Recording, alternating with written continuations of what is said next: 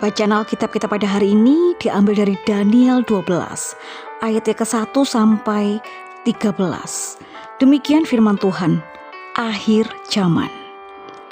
Pada waktu itu juga akan muncul Mikael, pemimpin besar itu yang akan mendampingi anak-anak bangsamu, dan akan ada suatu waktu kesesakan yang besar, seperti yang belum pernah terjadi sejak ada bangsa-bangsa sampai pada waktu itu.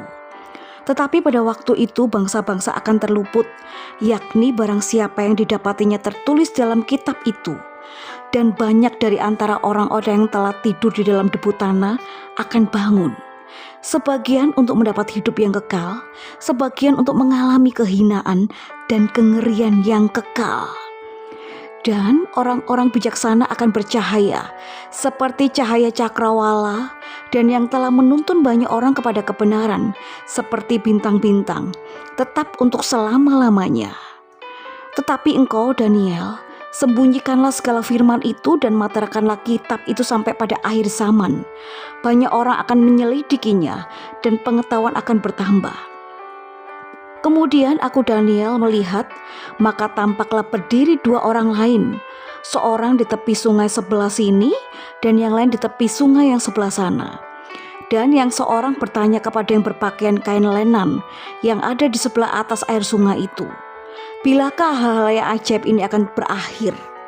Lalu kudengar orang yang berpakaian kain lenan yang ada di sebelah atas sungai itu bersumpah demi Dia yang hidup kekal, sambil mengangkat tangan dan tangan kirinya ke langit. 1 masa dan 2 masa dan setengah masa, dan setelah berakhir kuasa perusak yang kudus itu, maka segala hal akan digenapi. Adapun aku memang kudengar hal itu, tetapi tidak memahaminya. Lalu kutanya, Tuanku, apakah akhir segala ini?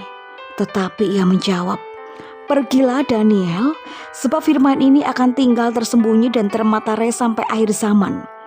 Banyak orang akan disucikan dan dimurnikan dan diuji, tetapi orang-orang fasik akan berlaku fasik, tidak seorang pun dari orang fasik itu akan memahaminya.